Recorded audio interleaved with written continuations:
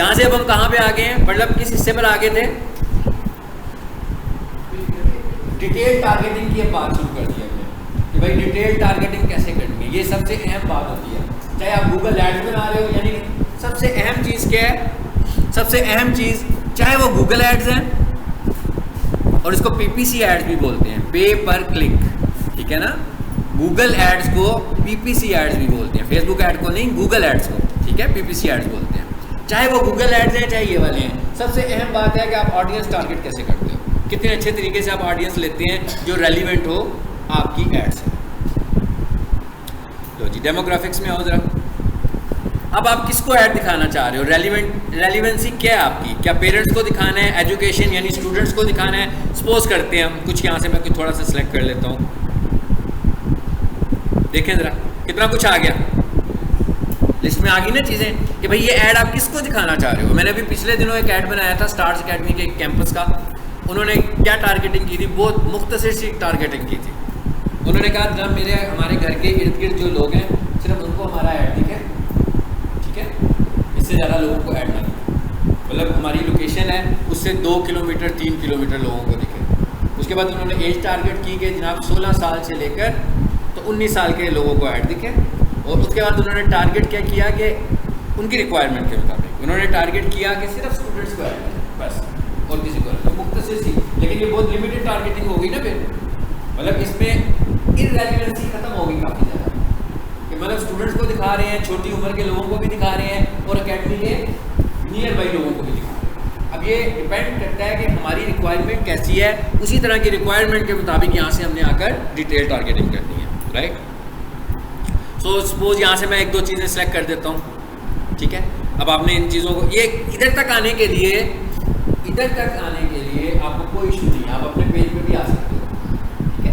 आपको सिर्फ इशू कब होगा, जब आप ऐड को बूस्ट करोगे, फिर वो कहेगा कि पेमेंट मेथड ऐड करो। तो अगर पेमेंट मेथड नहीं होगा तो फिर आप बूस्ट नहीं कर पाएंगे। लेकिन यह है कि आप बूस्ट की प्रिपरेशन सारी कर सकते हैं, यानी कि आप अपनी ऐड तैयार बिल्कुल कर सकते हैं अगर आपने पेमेंट मेथड ऐड नहीं किया हो। अभी पेमेंट मेथड का भी आपको 1-2 सॉल्यूशंस बताता हूँ, ठीक है। ले जी मैं कहता हूँ पेरेंट्स को भी दिखाना चाह रहा हूँ, यहाँ लिखा हुआ है ऑल पेरेंट्स, ये देखें जरा क्या लिखा हुआ है, न्यू पेरेंट्स 0 to 12 मंथ्स, यानी कि बिल्कुल ही छोटे छोटे बेबीज हैं जिनके, इसका मतलब क्या होगा, मैं कोई ऐसी चीज़ें बेचने लगा हूँ जो बच्चों की होंगी, तभी होगा ना ये वाला, ये ऐड उनको हम दिखा रहे होंगे, ठीक है जी। आगे क्या लिखा हमने जी, parents with adult children this one, चलो जिसको भी हमने चूज़ कर दिया। क्लियर हो गया, ये वाला कॉन्सेप्ट समझ में आ गया कि यहाँ टारगेटिंग कैसे करनी है। इस सारी टारगेटिंग को आपने बहुत अच्छे तरीके से घर बैठ के आराम से स्टडी करना है, एक को स्टडी करना है, क्योंकि आपने एज ए डिजिटल मार्केटर एक ऐड तो नहीं चलाना ना, कभी किसी का ऐड आ रहा होगा, कभी एजुकेशन वाले का आ रहा होगा, कभी किसी किचन वाले का आ रहा होगा, कभी किसी रेस्टोरेंट का आ रहा होगा, किसी स्कूल का आ रहा होगा, तो हर किसी की टारगेटिंग चेंज होती जाएगी, ठीक है। यहाँ से जरा पीछे जाएं वापस, ये देखें एरो की बनी हुई है ना पीछे जाने के लिए, ये देख लें,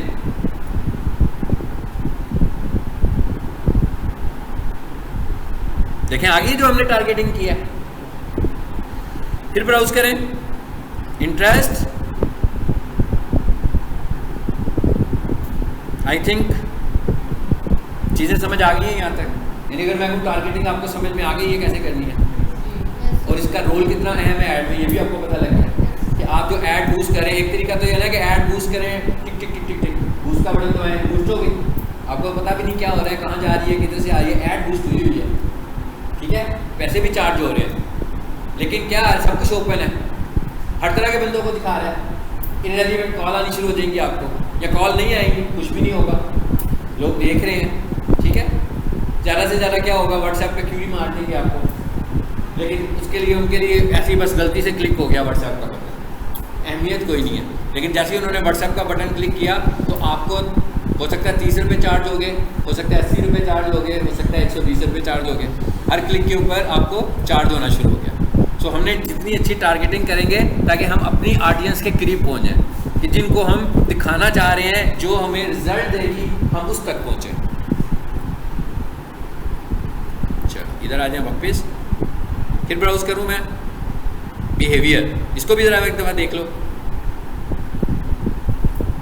ये क्या लिखा है जी मैंने, मोबाइल डिवाइस यूज़र, अच्छा, अब सारे वो वाले सारे क्राइटेरिया साथ साथ चल रहे हैं, यानी हमने एज टारगेट की, वो चल रहा है, हमने लोकेशन टारगेट की, वो भी चल रहा है, हमने स्टूडेंट्स का कहा, वो भी चल रहा है। अब उसके साथ हम एक और एक्स्ट्रा क्या लगा रहे हैं कि भाई ये लोग भी हों। वो कौन से लोग? जिन लोगों के पास मोबाइल इतनी देर से आया हो। ये मेरी चॉइस है कि मैं इसको भी करना चाह रहा हूँ। बेसिकली क्या कह रहा हूँ, मोबाइल यूजर्स को टारगेट कर रहा हूँ सीधा सीधा।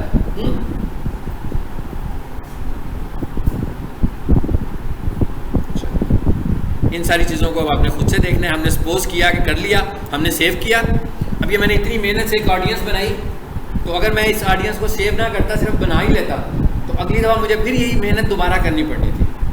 तो हम ऑडियंसेस खुद से बनाएं और उसको सेव कर लें और रेलिवेंट कर लें। नाम उनके रेलिवेंट रखें, किस तरह की ऑडियंस है, किसके लिए बनाई हुई है आपने ऑडियंस, ठीक है। मतलब रेस्टोरेंट की ऑडियंस हो तो मैं उसका नाम लिख लूँ कि भाई ये रेस्टोरेंट वाले की ऑडियंस है। किसी एकेडमी की ऑडियंस हो तो मैं लिख लूँ ये एकेडमी की ऑडियंस मैंने डिफाइन की हुई है, ताकि मुझे पता लग जाए कि मैंने कौन सी ऑडियंस बनाई है। आगे क्या आ गया देखें, ऑडियंस भी हो गई। जरा देखें हमने जो ऑडियंस दी थी, आ रही है यहाँ, आ रही है, टेस्ट ऑडियंस के नाम से सेव हो गई है। ये मेरे लैपटॉप पे सेव नहीं हुई है, ये मेरे फेसबुक अकाउंट के साथ सेव हुई है, ठीक है। मैं फेसबुक अकाउंट जहाँ मर्जी खोलूँ वहाँ पर ये मेरी ऑडियंस सेव है जी। ये क्या लिखा हुआ आ रहा है जी, ऐड कितने दिन चलाना है आपने। हाँ, अब आगे से वो ये पूछ रहा है कि आप ऐड कितने दिन चलाओगे। हमने कहा 10 दिन।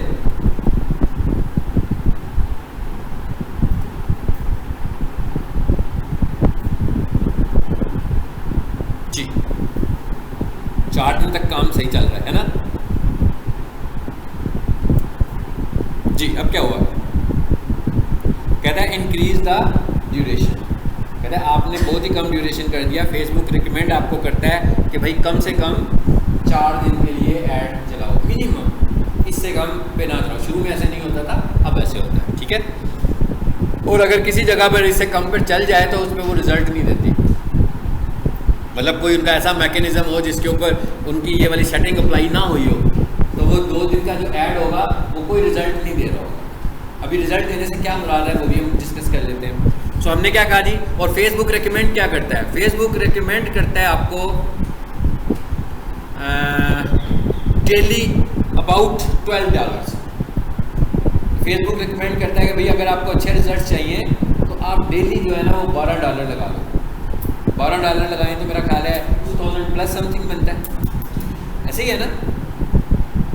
सो वो कहता है कि अगर आप डेली इतना बजट रखो तो ये आपको अच्छा रिजल्ट देगा, लेकिन कोई शर्त नहीं है, ठीक है। मैं कभी अपने ऐड चलाऊँ तो मैंने कभी भी इतना बजट रख के नहीं चलाया, मैं थोड़ा रख के चलाता हूँ।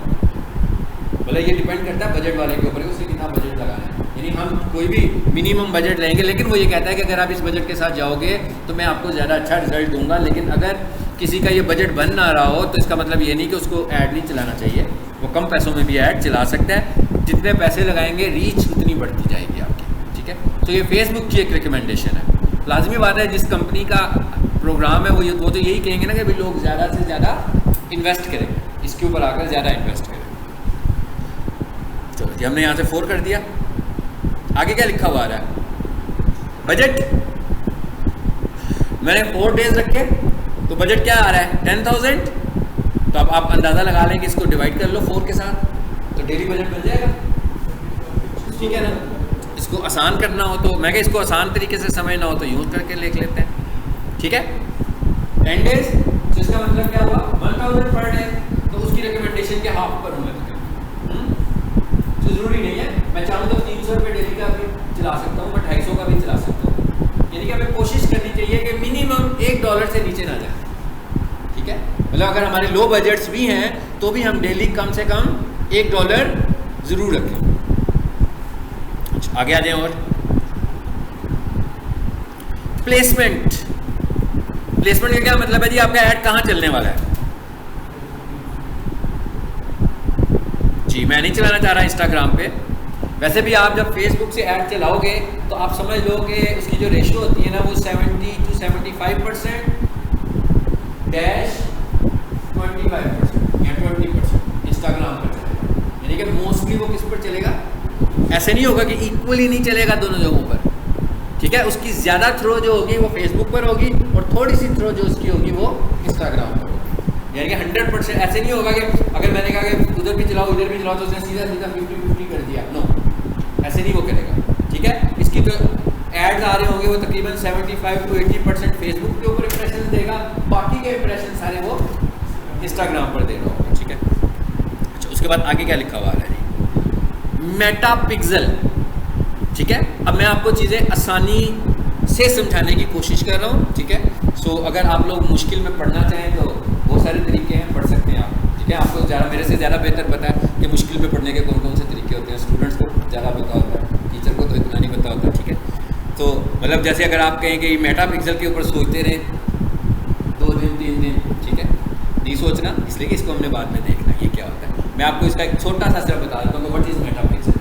मेटा पिक्सल है क्या, बेसिकली हम अपने फेसबुक को कनेक्ट कर रहे हैं अपनी वेबसाइट से। ठीक है। अब क्यों कर रहे हैं कनेक्ट, हम इसलिए कनेक्ट कर रहे हैं कि भाई हमने इश्तिहार चलाने हैं, हमें ट्रैफिक चाहिए, हमें डिफरेंट किस्म की ट्रैफिक चाहिए। और एक ट्रैफिक की टाइप ऐसी है जो वो लोग हैं जो आपकी वेबसाइट पर जाते हैं।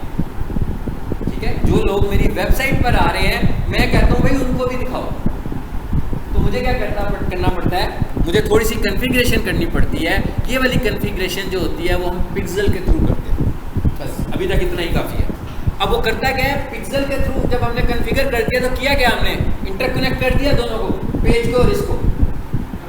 तो जब हम ऑडियंस में जाएंगे तो ऑडियंस जब बनाने लगेंगे और आपने पिक्सल भी कन्फिगर किया होगा तो वो कहेगा कि भाई आपने अपने वेबसाइट के ऊपर, आपके ऊपर तकरीबन 10,000 लोग हैं, उधर से ट्रैफिक लेनी है आपने उन लोगों को। अब वो लोग तो वेबसाइट पर आए हुए हैं, उनका फेसबुक पता लगाना है ना उसने, तो यानी ये काम फेसबुक है। फेसबुक खुद चेक करेगा कि जो बंदा आपकी वेबसाइट पर आया है उसका फेसबुक कौन सा है। अगर उसका फेसबुक होगा तो उसको आपका ऐड दिखाएगा। हालांकि वो कर क्या रहा था, सर्फिंग कर रहा था आपकी वेबसाइट के साथ। तो जब हमने सारा डाटा एक्सपोज कर लें, मैंने उसे डाटा प्रोवाइड कर दिया कि भाई ये 1000 लोग हैं जो मेरी वेबसाइट पर आए थे, इन्हें मेरा इश्तिहार दिखाओ। तो वेबसाइट पर इश्तिहार दिखाने का तो मतलब है कि बात तो समझ आती है कि चीज़ें वेबसाइट की तरफ जा रही हैं। नो, उनको भी हमारा इश्तिहार कहाँ नज़र आना है, फेसबुक पर आना है। उनको भी हमारा इश्तिहार कहाँ नज़र आएगा, फेसबुक पर आएगा। इसका मतलब क्या हुआ, फेसबुक उनके डाटा के साथ क्या इकट्ठा क्या करेगा, अपने सॉफ्टवेयर के थ्रू देखेगा कि भाई ये वाला बंदा जब इस साइट पर गया था तो इसके कौन कौन से सोशल मीडिया अकाउंट्स हैं, वो उसके सोशल मीडिया अकाउंट पर जाएगा। हाँ, अगर कोई शरीफ आदमी ऐसा होगा कि जिसने बस फेसबुक पे क्लिक किया है, उस पर वेबसाइट पे क्लिक किया और उसका फेसबुक पेज बना ही नहीं हुआ, ठीक है, इसका मतलब ये होगा कि उसको नहीं दिखाएगा। लाजमी बात है, उसके बाद उसका डाटा ही नहीं आ सकता। इससे क्या साबित हुआ कि फेसबुक कॉन्फ़िगर हुआ है पिक्सल के साथ के नहीं हुआ। और नीचे आ जाए, और ये आखिर में सबसे क्या चीज़ आ गई, पेमेंट मेथड। यानी कि पेमेंट मेथड भी आप देख रहे हो, क्रेडिट कार्ड का एक नंबर नज़र आ रहा है आपको, ठीक है। अभी तक हमने सिर्फ इतना करना है और आप लोगों ने भी अपने पेजेस से जाकर इतना ही करने की कोशिश करनी है। और अगर इसका 50% भी आपसे हो गया, इट्स फाइन, खुश होना है, तकलीफ में नहीं आना कि हुआ नहीं हम लोगों से, क्यों, क्या हो गया, हम समझ नहीं सकते, हम कर नहीं सकते, ऐसा कुछ नहीं सोचना, जहन में बात नहीं लानी। और फिर हमें क्या करना है जी, बूस्ट। चलो जी, मैं बूस्ट कर देता हूँ आप लोगों के लिए और फिर इस बूस्ट को ख़त्म करता हूँ, ठीक है। क्योंकि हमने बूस्ट तो नहीं करना, हम तो ऐसी टेस्टिंग के लिए तो कर रहे थे ना।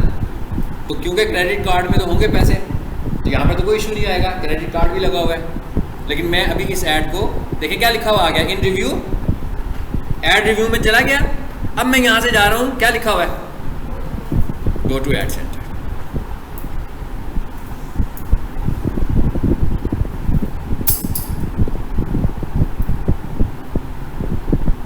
जी, एड सेंटर में आ गए, ये लेफ्ट साइड पे टैब है, एड सेंटर आ रहा है। ये ऐड आ गई है हमारी रिव्यू में, ये तो हमने चलानी भी नहीं थी, तो जस्ट मैंने आपको समझाने के लिए दिखाई है, ठीक है। यहाँ पर हम देख रहे हैं 2 एड्स ऑलरेडी हमारी चल रही हैं। आपको अंदाज़ा हो रहा होगा, यहाँ पर जो भी एड्स आपको नज़र आ रही हूँ, आपने फ़ौरन समझ जाना है कि ये बूस्ट एड्स हैं, ये बूस्टेड एड्स हैं। ये ऐड मैनेजर वाली एड्स नहीं है जो हमने अभी नहीं की हैं। जो हमारी दूसरी तरह की ऐड है वो ऐड मैनेजर की ऐड है, वो यहाँ से नहीं होनी है, ठीक है। उसको भी हम देखेंगे कि वो कहाँ से होनी है। सो सबसे पहले हम क्या करें, हमें ये बूस्ट नहीं करनी थी, ठीक है, हमें इसे रिमूव करना है जी। यहां पर तो ऑप्शन आ रहा है कि नहीं आ रहा, व्यू रिजल्ट्स पे जाओ, देखते हैं रिव्यू में ये इसको खत्म कर पाता है कि नहीं कर पाता जी। पता लग गया मैं कैसे आया हूँ यहाँ पे, वीडियो को बार बार देख लीजिएगा, पता भी लग जाएगा दोबारा। फिर मैं इसके मेन्यू पे आया हूँ और यहाँ पर क्या लिखा हुआ आ रहा है, डिलीट ऐड, ठीक है। चलिए ऐड डिलीट नहीं करते, बल्कि एक चीज़ और कर लेते हैं पहले, फिर इसको डिलीट करेंगे। ये ऐड अगर तो आप फ्रेशर हो बिल्कुल गूगल फेसबुक पर, तो ये कहता है कि भाई मैं 24 घंटे भी ले सकता हूँ, तो 48 घंटे भी ले सकता हूँ आपकी ऐड को एक्टिव करने में। लेकिन अगर आप उसके यूज़र हैं कि उसको पता है कि भैया आप तो एड्स लगाते रहते हैं, ठीक है, तो हो सकता है कि 10, 15, 20, 30 मिनट में मेरा ऐड लाइव हो जाए। अगर फॉर एग्जांपल मेरा ऐड लाइव नहीं भी होता, समटाइम उसको ऐसे लग रहा होता है कि आपने कोई वायलेशन की है, उस वजह से भी वो ऑटोमेटिक रिव्यू से निकल कर मैनुअल रिव्यू में चला जाता है। मैनुअल रिव्यू का क्या मतलब होता है कि लोग उसको मैनुअली देखना शुरू कर देते हैं कि इसमें कोई वायलेशन तो नहीं है। तो मेरा ऐड डिले कर रहा है, ठीक है, मैं कहता हूँ भाई मेरा ऐड डिले हो रहा है, तो मैं फेसबुक वालों को दोबारा से इंटीमेट करता हूँ कि भाई ये मेरा ऐड कोई वायलेशन नहीं कर रहा, तो इतनी देर से मैं इंतज़ार कर रहा हूँ, तो आप इसको लाइव कर दें। वो कैसे करते हैं, डुप्लीकेट किया जी मैंने उसी पेज का, ताकि मैं ज़रा एक स्टेप पीछे चला जाऊँ। ये मैं क्यों आया हूँ ये भी आपको पता लगेगा। यहाँ पर आए, ये क्या लिखा हुआ आ रहा है,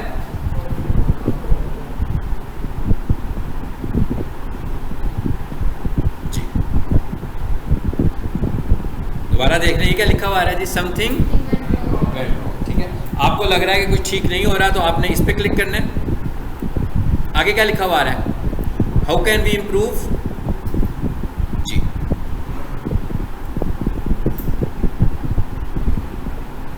यहाँ से हमने पढ़ना है और यहाँ से हमने देखना है कि हमसे रेलिवेंट टॉपिक कौन सा दिया हुआ जी उसने।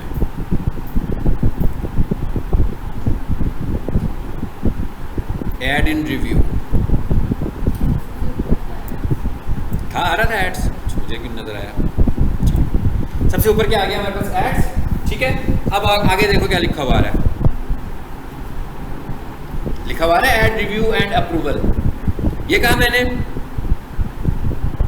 ये क्या लिखा हुआ आ रहा है, बात समझ में आ रही है। मैंने कहा भाई उसने मेरे ऐड को रिव्यू में ले गया और मैं आज रात को बूस्ट किया, सुबह उठकर देखा फिर बूस्ट नहीं हुआ, कल शाम को देखा रिव्यू में ही चलता जा रहा है मेरा। तो फिर मैं क्या करूँगा, आफ्टर 24 आवर्स उनको यहाँ से एक रिक्वेस्ट भेज दूँगा। कैसे भेज रहा हूँ, आपने देखा एड्स को चूज़ किया है, मैं कहा जी ऐड रिव्यू से बाहर ही नहीं निकल रही, यहाँ पर थोड़ी सी उसकी इन्फॉर्मेशन दूंगा जी, मैंने जो ऐड बनाई है उसमें आपकी सारी पॉलिसीज़ को फॉलो किया हुआ है। और उसके बाद क्या कहता है, स्क्रीनशॉट दो। स्क्रीनशॉट का क्या मतलब है, स्क्रीनशॉट का ये मतलब है कि यहाँ से भी मैं इसको कर सकता हूँ, यहाँ पे दूसरी सूरत में मैं क्या करता हूँ, पेज पे आता हूँ, पेज पे देखिएगा वहाँ पर भी रिव्यू लिखा होगा, जिस पोस्ट को हमने चलाया है उसके आगे रिव्यू लिखा होगा। मैं उसी की एक तस्वीर लेता हूँ, जरा जल्दी से कर लेते हैं ताकि कहीं ये ऐड चल ही ना पड़े। ये साथ में मैंने आपको एक और अहम टॉपिक बता दिया कि अगर आपका ऐड रिव्यू से बाहर ना निकल रहा हो 24 आवर्स तक, तो क्या करना है, ठीक है। ये वाला इशू भी आम तौर पर फ्रीक्वेंट एडवर्टाइजर के साथ नहीं आएगा, जो कभी कभी ऐड चलाता है उसके साथ ये वाला इशू आ सकता है, या कहीं से वायलेशन का कुछ कॉन्सेप्ट जा रहा हो तो भी ये इशू आ सकता है। अभी हम देखते हैं हमने किस ऐड को चलाया था और उसके साथ क्या लिखा हुआ है।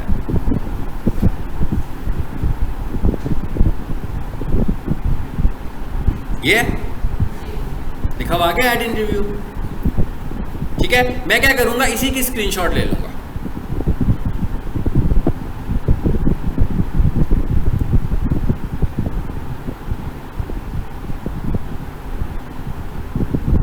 थोड़ा सा और इसे छोटा करने लगा,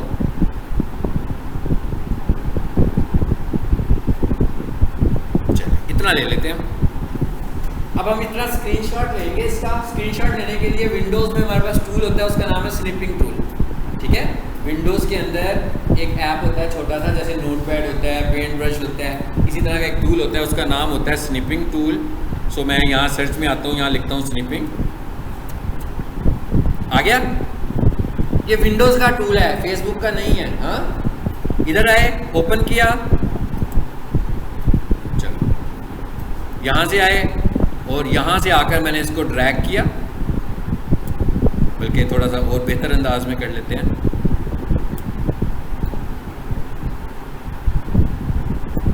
ये क्या चीज़ आ रही है, इसको बंद करें पहले, फिर यहाँ से आए दोबारा। चलो अब इस तस्वीर में वो नहीं आया, अभी भी नज़र हमें नहीं आया, फिर दोबारा से पकड़ लेते हैं। चलो अब रिव्यू लिखा हुआ नज़र आ रहा है, उनको हमारी पोस्ट भी नज़र आ रही होगी कि कौन सी पोस्ट है, तो उन्हें सहूलत हो जाएगी इसको लाइव करने में। सो यहाँ पर आया, मैं डेस्कटॉप पे इसका कोई भी नाम रख लेते हैं, फ़िलहाल 1 रख दिया, 1 नहीं रखते, 2 3। चलो अब हम वापस आ जाएं वहाँ। आपको समझ आ रही है मैं क्या कर रहा हूँ? यानी मैंने अपना जो ऐड रिव्यू में था, जो मुझे लग रहा था कि बड़ी देर से रिव्यू में चलता आ रहा है, मैं फेसबुक वालों को बता रहा हूँ कि भाई ये तो बड़ी देर से रिव्यू में है, हम तो बिल्कुल वायलेट नहीं कर रहे आपकी पॉलिसी को, तो इसको रिव्यू से निकालें। यहाँ से हम ऐड पे जाते हैं, यहाँ से मैं डेस्कटॉप पर जाता हूँ और मैंने जो फाइल का नाम रखा था 1 2 3, बस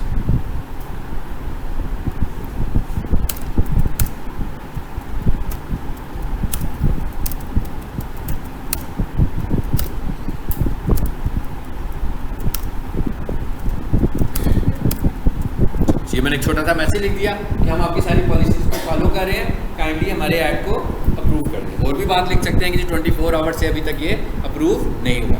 वैसे ये बात उनको पता भी है। सबमिट,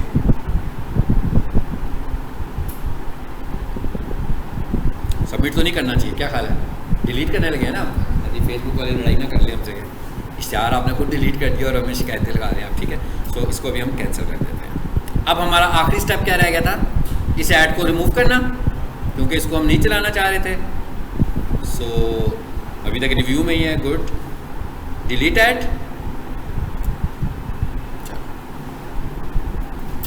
ऐड बना भी लिया, रिक्वेस्ट करने का तरीका भी बता दिया आपको, और ऐड को डिलीट करना भी आपको बता दिया। एक और बात याद रखनी है कि आपने फ्रीक्वेंटली एड्स डिलीट नहीं करने, ठीक है। ऐसा ना लगेगा आप शरारतें करने लगे हुए हैं फेसबुक वालों के साथ, मतलब इस तरह कभी हो सकता है, लेकिन अगर आप फ्रीक्वेंटली ऐसा करेंगे तो फेसबुक वाले आपको इसके लिए पनिश भी कर सकते हैं, ब्लॉक भी कर सकते हैं और बताएंगे कि आप क्योंकि एड्स बनाते हैं और यहाँ तो पास कर देते हैं तो यहाँ डिलीट कर देते हैं, इस वजह से हमने आपको किया। तो इसकी क्या रीज़न है? क्लियर? यहाँ तक समझ आ गई सबको? ये क्या लिखा हुआ है जी? Add centre. एड सेंटर पे आया हूँ मैं, कैसे आया हूँ सबको पता है। अब प्लीज़ मोबाइल पर जाकर अपनी जहानत का इम्तिहान नहीं लेना आप लोगों ने, ठीक है, कि डेस्कटॉप पर ही समझ आ जाए तो बड़ी बात है। ये नहीं है कि मोबाइल की छोटी सी स्क्रीन खोलकर इन चीज़ों को ढूंढ रहे हो।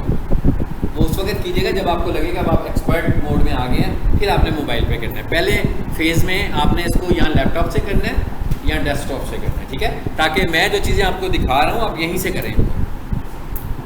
इसके लिए एक ऐप भी होता है, उसको भी आप इंस्टॉल कर लीजिएगा, यूज़ बेशक अभी नहीं करना, फेसबुक एड्स के नाम से।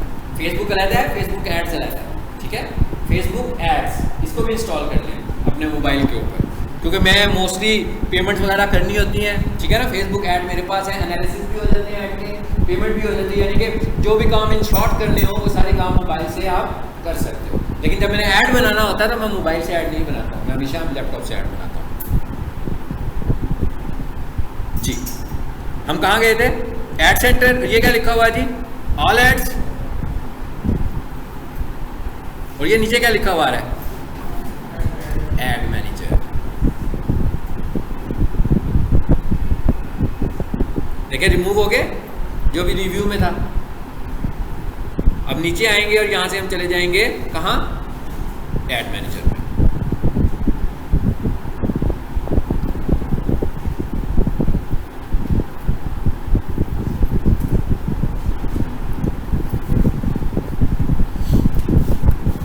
ये ऐड मैनेजर से ऐड बनाने का प्रोसीजर शुरू हो रहा है। आज नहीं हम करेंगे, आज इसकी मैं सिर्फ आपको शक्ल दिखाऊंगा, ठीक है, ताकि आप लोगों को ओवरलैप ना हो जाए ज़्यादा चीज़ें। चलो मैं आपको इसका इंटरफेस दिखाऊंगा अभी आज। आप देख रहे हैं यहाँ पर भी वो एड्स आ गई हैं जो उधर चल रही हैं, ऐसे ही है। ये आप समझ लो कि एड्स को रन करने का एडवांस मोड है एड मैनेजर, ठीक है। और यहाँ से हम वो एड भी चलाएंगे जो हमारे पेज पे नहीं होगी। एड मैनेजर में आ गए हम लोग। सो एड मैनेजर में आने के बाद जरा कुछ चीज़ें देखते हैं जी। ये मेन्यू पे गया हूँ मैं, ये क्या लिखा हुआ आ रहा है जी, बिलिंग, ठीक है। सबसे पहले मैं आपको ये दिखा देता हूँ।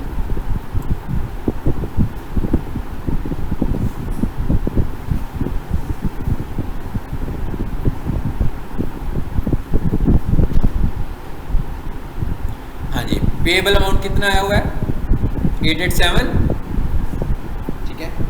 उसके बाद और नीचे देखो जो पेड अमाउंट्स हैं वो भी नज़र आ रहे हैं आपको कि इतनी पेमेंट हुई हुई है, ये पेमेंट फेल हुई हुई है। इसका क्या मतलब होता है, फेल होने का क्या मतलब है? फेल होने का मतलब ये है कि मेरे कार्ड में पैसे नहीं होंगे और मैंने पेमेंट की अटैम्प्ट की होगी, या फेसबुक ने ड्यू डेट आने पर पेमेंट की अटैम्प्ट की होगी, तो पेमेंट चार्ज नहीं हुई होगी, इस वक्त तो फेल का मैसेज आ गया। इसी तरह और साथ देखें क्या लिखा हुआ है, इनवाइसेस भी बनी हुई है जो पेमेंट आपने की हुई है। तो मैं यहाँ से इनवाइस को डाउनलोड करता हूँ, एक दिखा देता हूँ आपको जी। ये हो गया हमारा पेमेंट वाला हिस्सा। अब ये क्या लिखा हुआ आ रहा है ऊपर, पेमेंट सेटिंग्स पे चले जाते हैं।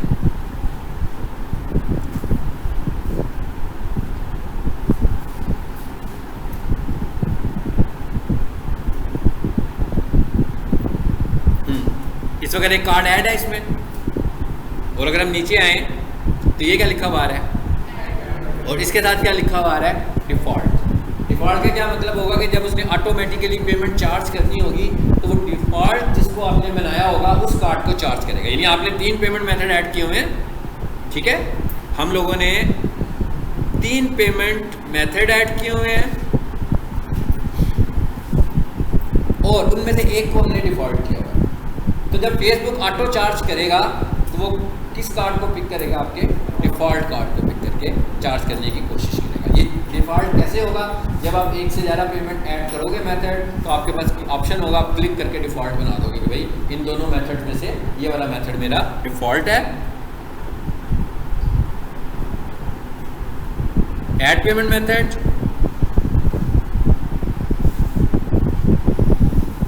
आगे सिंपल इसको फॉलो करते जाना है। उसने आपसे अपने कार्ड की इन्फॉर्मेशन मांगेगा, आपने प्रोवाइड करनी है तो आपका पेमेंट मेथड ऐड हो जाएगा इफ़ एक्सेप्टेबल, ठीक है, अगर वो एक्सेप्टेबल होगा।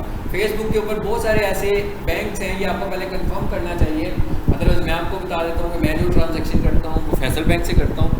फैसल बैंक से जो ट्रांजेक्शन होते हैं वो बिल्कुल सेफ़ होते हैं और हो भी जाते हैं। और बहुत सारे बैंक्स ऐसे हैं जो कि आपकी एड्स की पेमेंट नहीं कर रहे होते, लेकिन ऐसी पेमेंट्स भी कट रही होती हैं, आपकी ऑटो पेमेंट्स कट रही होती हैं खुद से, ठीक है। सो इसलिए मेरा जो एक्सपीरियंस है इसलिए मैं आपसे शेयर कर रहा हूँ कि फैसल बैंक का जो अकाउंट है, ठीक है, वो इस मामले में सिक्योर अकाउंट है। और कभी भी डायरेक्ट कार्ड से पेमेंट ना करें, पेमेंट किसी भी कार्ड का ऐसा मेथड यूज़ करें जो वर्चुअल मेथड है। लेकिन आपका जो कार्ड्स होते हैं उनका मिसयूज़ होने के चांसेस बहुत ज़्यादा होते हैं, ठीक है ना, क्रेडिट कार्ड के खास तौर पर। लेकिन जो वर्चुअल कार्ड होता है वो फिजिकली तो नहीं होता, फिजिकल कार्ड नहीं होता वो, बल्कि क्या होता है, एक सॉफ्टवेयर के थ्रू बना हुआ एक कार्ड होता है।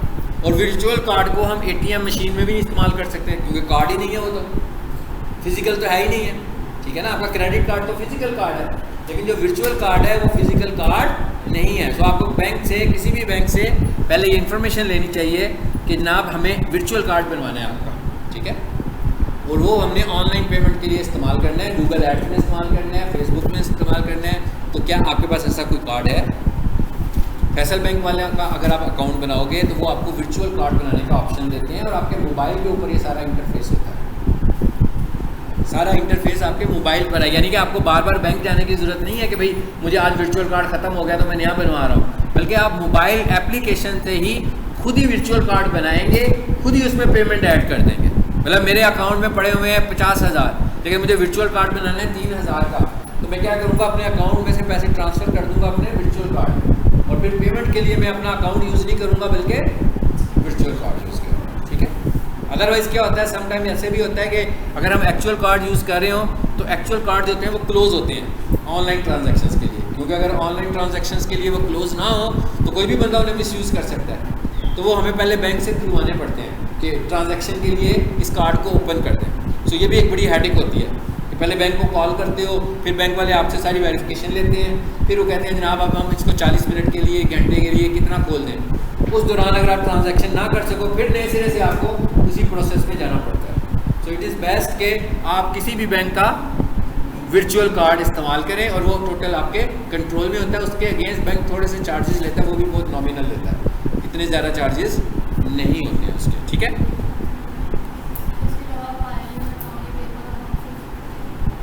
पेपाल तो यहाँ पे नहीं ना चलता, पायनियर भी यहाँ पे नहीं, फेसबुक पे नहीं आएगा। यहाँ से आपने जो पेमेंट करनी है वो आपने हमेशा बैंक के थ्रू पेमेंट होगी आपकी। ठीक है, जैज़ कैश नहीं होगी, इजी पैसा नहीं होगी, ना इधर होगी ना गूगल पर होगी, दोनों जगहों पर ये पेमेंट्स नहीं हो सकती है। डेबिट कार्ड से हो सकती है। डेबिट कार्ड में फिर उसी उलझन में फंसेंगे आप, कार्ड ओपन कराएं, कार्ड क्लोज करवाएं, क्या चार्ज कर रहे हैं एक्स्ट्रा, कितने पैसे लग रहे हैं। ठीक है, मतलब मैं जब वर्चुअल कार्ड बनाता हूँ 3000 का, तो मैं 100% 3000 कैंपेन पर लगाता हूँ, यानी कि उसमें से ऐसे नहीं होता कि 600, 700, 1000 रुपया कोई डिडक्शंस में आ जाते हैं। हाँ, इन्होंने ये जब इनवाइस देंगे हमें, जैसे ये इनवाइस आ गई है, ये देखें, ये फेसबुक की एक इनवाइस आ गई है जो पेमेंट की इनवाइस है जी। ये बेसिकली टैक्स पर्पसेस के लिए होती है कि जिन्होंने आगे अपने टैक्स पेयर देना हो कि भाई ये हमारा रिकॉर्ड है कि हमने 1 लाख रुपए की एडवर्टीजमेंट की थी। ठीक है, तो ये आगे अपना सबमिट करवाते हैं टैक्स डिपार्टमेंट को। और ये देखें ये क्या लिखा हुआ है, इसमें हमें डिटेल भी बता रहा है वो। मेरा ख्याल है अब लेक्चर को हम यहाँ पे स्टॉप